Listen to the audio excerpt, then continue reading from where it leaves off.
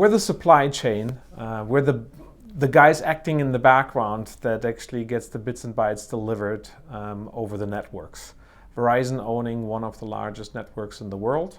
We have now over 3,000 peering and transit agreements. 2.5 years ago, our network capabilities was at 2.4 terabits per second. We've exceeded 20 terabits this year, which makes us probably the second or third largest CDN provider in the world. And what VDM does provide, the services that we provide with regards to the online world is predominantly known for simplifying a broadcaster's workflow as they transition from OTA into the OTT world. So tell us about, we've spoken about Conviva, we've spoken about adaptive bit, about getting to that last mile. Where does that stand and what are you bringing to the table and what are some challenges that maybe exist or things you've solved? With regards to adaptive bitrate streaming technology, we are making heavy use of it, and where we may be a little bit differently operating than other service providers is that we not only prepare the content in ABR, but we also prepare the ads in ABR. The result being that you have a much smoother, more television-like experience when you're going from a piece of content into an ad. We assure that the ad that is produced has the same aspect ratios, the same quality levels as the content. So when I say much more television-like, what everybody probably has experienced in the past is you go into a website, you're entering an ad break, and then you see a spinning wheel. You see some blackness. You may see a slate by the service provider saying, I'm acquiring an ad. All of that is happening on the client side.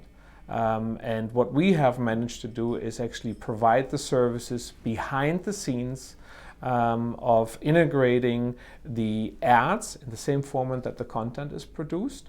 So when the ad is actually induced into the live or linear or VOD asset, it is done so seamlessly.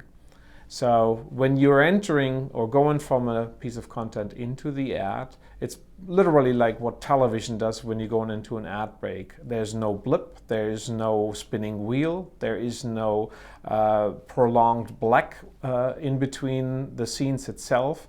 It's much more seamless than anything else, and that results in a much higher end user retention. People don't flock away from it. And because the ads, the way we're inserting them, are targeted, because we can figure out who the person is on the opposite side of the device, the broadcasters love the approach because their yield goes up when they know who this person is, and the quality of the ad remains the same as the content that they're producing. So tell us about sort of the future of ad stitching, or the future of video delivered through this process. The future, I think we're going to continue to see an uptick in more live and linear events than people thought some 2 years ago. You probably recall a lot of people have said, oh, linear is dead, nobody's watching this anymore. Quite the opposite is actually happening. We see more and more broadcasters now flocking into the online world because of the simplicity that the service provides. If you can deliver IPTV signals to the masses and don't have to deal with the aspect of satellite uplink and downlink, there are advantages, not just cost advantages, but workflow simplifications you can do. Think in terms of what a broadcaster can do when they're putting out a particular signal that has multiple audio, a stream with multiple audio signals, for instance, in it, or different textual overlays. There's a single asset that is made available in the cloud that can now be shared or used as a contribution feed to outlets beyond the US borders. I can submit, for instance, a German audio channel inside of an ABR stream, and only in Germany will then that audio stream be made available, but it's still a single asset instead of a multitude of assets that have to be produced for contribution feeds. So I think the transition from OTA into OTT, this is the most profound change, I think, in 80 years of television history that we're experiencing, and we're sitting right in the middle of it. Tell us what's going on with live, the scope of what you're doing, and why it's growing so much now. I think the interest with live is it's something that VOD can't really catch up on. If there's breaking news anywhere in the world, what do? You flock towards your Twitter account or your online app, and you want to see what's happening right now. You don't wait till 8 o'clock at night when you catch up on the news or linear television. We've, I think, gotten a stake in the ground with some of the things we've done. Since the beginning of the year, we've produced some 17,000 live events for the various broadcasters out there. And I think the challenge that a lot of folks in this industry see is, I often refer to streaming at 200 miles per hour is what a lot of service providers can do. Going from 0 to 200 miles per hour in a matter of seconds is where most systems actually fail.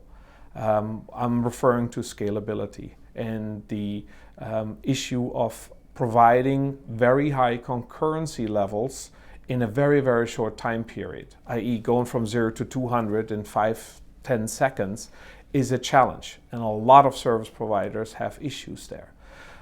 We've now approached probably primetime viewing patterns where we can scale our system to 6 to 8 to 10 million concurrent connections in a very, very short time frame. And this is, through the resilience of the Verizon network, our continued efforts in building out the infrastructure that is required to maintain this, and having redundancy and disaster recovery built into these services so that when these live events occur, be that the NBA finals or World Cup soccer finals or the Olympics, etc., we won't struggle with the issue of concurrency levels. And I think, reaching all the way out to Verizon corporate, they see now the importance of continuously investing funds into the build-out of the network. We have over 95 POPs, meanwhile. We have over 3,000 peering and transit agreements.